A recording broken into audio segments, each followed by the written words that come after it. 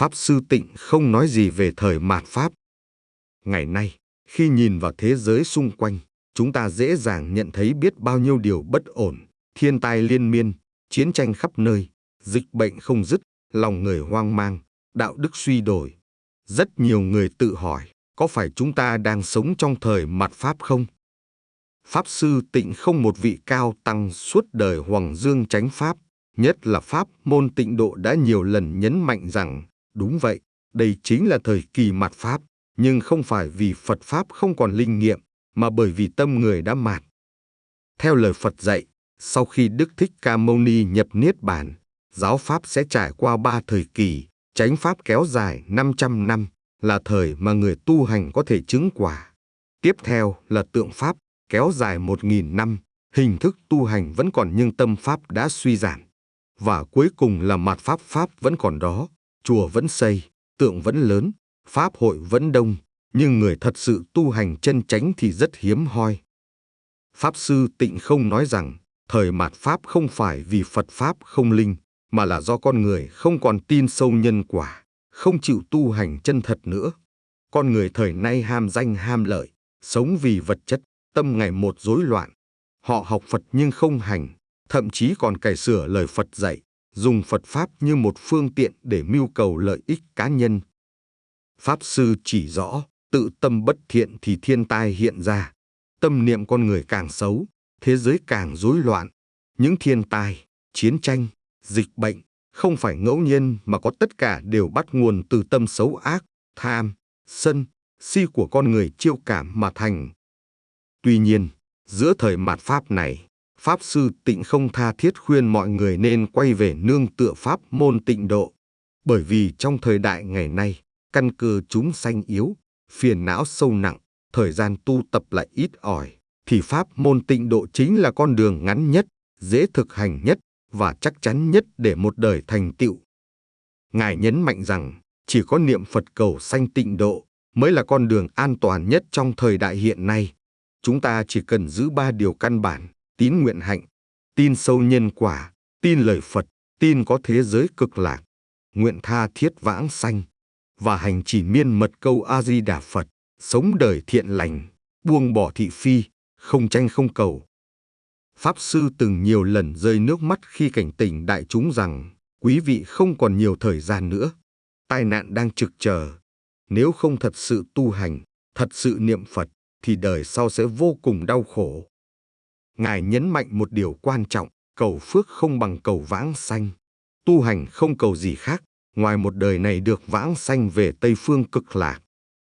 Thời mạt Pháp không đáng sợ. Điều đáng sợ chính là tâm người không còn biết kính Phật, không còn hành trì đúng Pháp. Nhưng nếu mỗi người chúng ta biết sửa tâm, tu thân, hành thiện, niệm Phật cầu sanh Tịnh Độ, thì ngay giữa thời mạt Pháp này, vẫn có thể vượt thoát luân hồi, đạt được giải thoát. Pháp Sư Tịnh không đã để lại cho chúng ta một con đường rõ ràng. Chỉ cần có lòng tin và quyết tâm, chúng ta hoàn toàn có thể bước đi trên con đường đó cho chính mình và cho cả chúng sinh quanh mình. Và tiếp theo là 20 lời dạy sâu sắc của Pháp Sư Tịnh không. 1. Tâm thanh tịnh thì cảnh giới sẽ thanh tịnh. 2. Buông xuống được thì tự tại, buông không được thì phiền não. 3. Cả đời chỉ cầu vãng sanh, ngoài ra không cầu gì khác. 4. Niệm Phật không phải để Phật nghe, mà để tâm mình thanh tịnh. 5. Thế gian là trường học, khổ nạn là bài thi. 6. Càng tu, càng phải khiêm nhường, càng học, càng phải biết sợ sai. 7. Phật Pháp là sống, không phải để giảng hay. 8. Không hiếu kính cha mẹ, tu gì cũng là giả. 9. Nhân quả không sai một ly, gieo gì gặt nấy. 10. Chúng ta niệm Phật là gieo hạt giống vãng sanh vào A Lại Gia Thức. 11. Buông bỏ chính là trí tuệ. Buông được càng nhiều, tâm càng nhẹ nhàng. 12. Tất cả đều là nhân duyên. Được thì tùy duyên, mất thì buông xuống. 13. Sống đơn giản, tâm dễ an. Tâm an thì Phật hiệu dễ nhập tâm. 14. Chỉ có tha thứ mới thật sự giải thoát. 15. Pháp môn Tịnh Độ là con đường ngắn nhất, dễ đi nhất trong thời mạt Pháp. 16. Tu hành không phải để cầu phước báu, mà để đoạn phiền não. 17.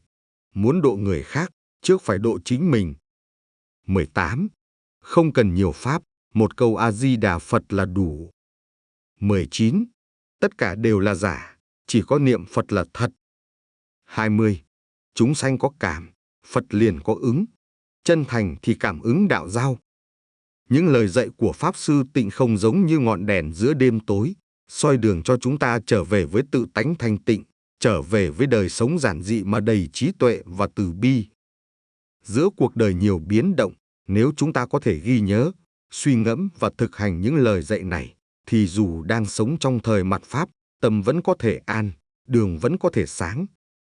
Mong rằng mỗi câu nói trong video hôm nay sẽ là một hạt giống lành gieo vào tâm thức bạn, nảy nở thành an lạc, từ bi và giải thoát. Nếu bạn cảm thấy những lời dạy này có giá trị, xin hãy chia sẻ để ánh sáng Phật Pháp được lan tỏa đến nhiều người hơn nữa. Nếu bạn thấy những chia sẻ này mang lại giá trị, xin hãy nhấn đăng ký kênh để đồng hành cùng nhau trên con đường học Phật, tu tâm và sống an lạc. Mỗi lượt đăng ký, mỗi lượt chia sẻ của bạn chính là góp một phần ánh sáng nhỏ, để Phật Pháp được lan rộng hơn trong thời mạt Pháp đầy biến động này. Chúng ta cùng nhau gieo duyên lành, cùng nhau tiến bước. A-di-đà Phật.